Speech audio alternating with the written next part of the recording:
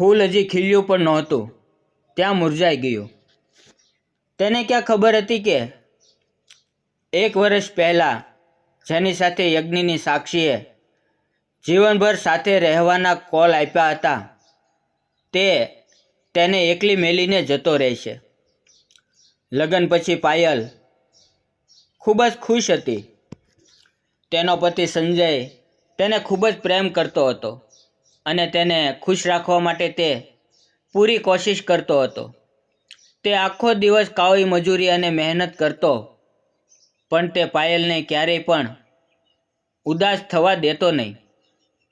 શેરીમાં બધા પાયલની એક ઝલક જોવા માટે રાહ જોઈ રહ્યા હતા, પરંતુ પાયલની આ ખુશી વધારે ના ટકી. તેનો પતિ સંજય ખેતરમાં કામ કરી રહ્યો હતો ત્યારે તેને ઝેરીલા સાપે ડંખ માર્યો અને તેનું મોત થઈ ગયું. હવે પાયલ વિધવાની જિંદગી જીવવા માટે મજબૂર થઈ ગઈ. જતાં જતાં સંજય તેને એક નાનો ઉપહાર આપતો ગયો હતો. ઉછીના પાછીના કરીને પાયલે તેના પતિનો અંતિમ સંસ્કાર કર્યો, પરંતુ હવે ઉધારી કઈ રીતે ચૂકવવી તે વિચારીને તે મૂંઝાઈ રહી હતી. કારણ કે ઘરે પેટ ભરવાના પણ ફાફા હતા. જ્યારે ભૂખથી રોતા પોતાના દીકરાની હાલત જોઈને તેનું કાળજું કપાઈ જતું હતું, પણ તે શું કરી શકતી? ગામના લોકો તેને જોવા માટે તરસતા હતા. આજે તે જ પાયલ મજૂરો સાથે કામ કરવા લાગી. ગામના ઘણા બધા યુવાનો તેને એક નજરે જોઈ રહેતા, પણ તે આ બધું નજરઅંદાજ કરીને ચૂપ રહેતી. એક દિવસ ગામના સરપંચે તેને કહ્યું, દીકરા, અકસ્માતે તારા પતિનું મૃત્યુ થઈ ગયું એટલે તને 10,000 રૂપિયા મળશે. મેં તારી વાત સરકારી અધિકારી સાથે કરી લીધી છે, તો કાલે જઈને તેને મળી લેજે. બીજે દિવસે પાયલ સરકારી ઓફિસે પહોંચી અને તે અધિકારી પાસે તેના દુઃખની વાત કરી. સરકારી અધિકારીએ તેને ઉપરથી નીચે સુધી જોઈ. સાહેબે ફોર્મ પણ ભર્યું અને પાયલના અંગૂઠાનું નિશાન લીધું અને ફરી 2 દિવસ પછી આવવાનું કહ્યું. પાયલ ખૂબ જ ખુશ થઈ ગઈ. તે મનમાં ને મનમાં સરપંચ અને સાહેબનો આભાર માનવા લાગી. 2 દિવસ પછી તે ફરી સરકારી ઓફિસે ગઈ.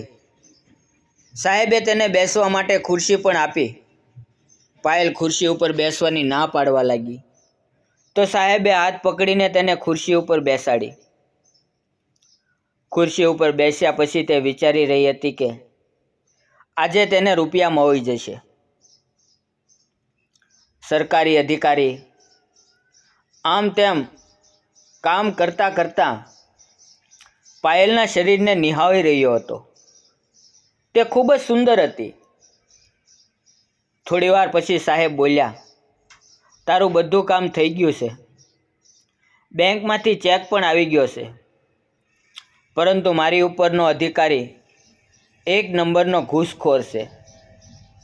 તે કમિશન માંગી રહ્યો હતો, પણ ચિંતા ન કર, હું કાલે તારા ઘરે આવીશ ને તને ત્યાં આવીને તારા રૂપિયા આપીશ. પાયલે કહ્યું, ઠીક છે સાહેબ, પણ તમે કાલે જરૂર આવજો. અને તે હસતા હસતા બહાર નીકળી ગઈ. ઘરે આવીને તેણે ઘરની સફાઈ કરી. તે વિચારી રહી હતી કે એટલા મોટા અધિકારી આજ તેના ઘરે આવશે, એટલા માટે ચા નાસ્તાની વ્યવસ્થા કરવી પડશે. ઠંડીની સિઝન હતી. શેરીના બધા લોકો કામ પર જતા રહ્યા. સાહેબ લગભગ 1 વાગ્યે પાયલના ઘરે આવ્યા. પાયલે તેને ખાટલા ઉપર બેસાડ્યા.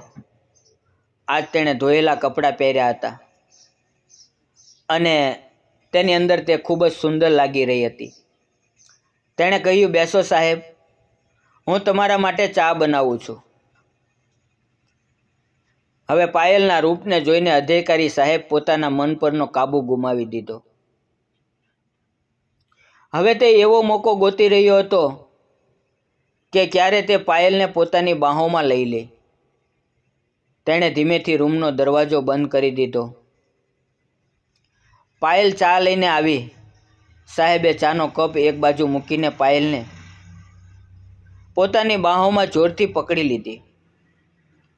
પાયલે છૂટવાની ઘણી બધી કોશિશ કરી, પરંતુ તે તેની પકડથી છૂટી ન શકી.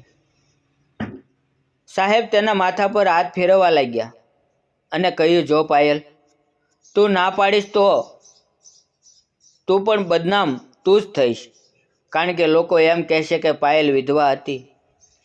એટલે તેણે સાહેબને ફસાવ્યા. અને તું ચૂપ રહીશ તો હું તને રાણી બનાવી દઈશ. પાયલે પૂરું જોર લગાવીને સાહેબની પકડ છોડાવી દીધી અને કહેવા લાગી કે તમે શું સમજો છો કે હું ફક્ત 10,000 રૂપિયા માટે તમારી જે ઈચ્છા છે તેવું કરીશ? આના કરતાં તો હું ભીખ માંગીને મારા છોકરાનું અને મારું પેટ ભરીશ. હું મારા પતિની ઇજ્જતદાર વિધવા બનવા તૈયાર છું. હું રાણી બનીને તારી રખેલ બનવા નથી માંગતી. પાયલનું આવું રૂપ જોઈને સાહેબને પરસેવો થવા લાગ્યો. તેણે વિચાર્યું પણ નહોતું કે આ ગરીબ વિધવા સ્ત્રી આવડો મોટો તમાશો ઊભો કરશે. તે હાથ જોડીને પાયલને ચૂપ રહેવા માટે વિનંતી કરવા લાગ્યો. પાયલે મોટા અવાજે કહ્યું, સાહેબ, જલ્દી જલ્દી તમે અહીંથી જતા રહો, નહીતર હું આખા ગામને ભેગું કરીશ. ત્યારે સરકારી સાહેબે ત્યાંથી ભાગવામાં જ પોતાની ભલાઈ સમજી. મિત્રો, વિડીયો નાનો એવો હતો પણ ખૂબ જ સરસ વાર્તા હતી. જો તમને પસંદ આવ્યો હોય ને તો લાઈક અને ચેનલને સબસ્ક્રાઈબ જરૂર કરજો. ફરી મળશું એક નવી વાર્તામાં. ત્યાં સુધી આવજો. વિડીયો પૂરો જોવા બદલ આપ સૌ મિત્રોનો દિલથી ખૂબ ખૂબ ધન્યવાદ મિત્રો.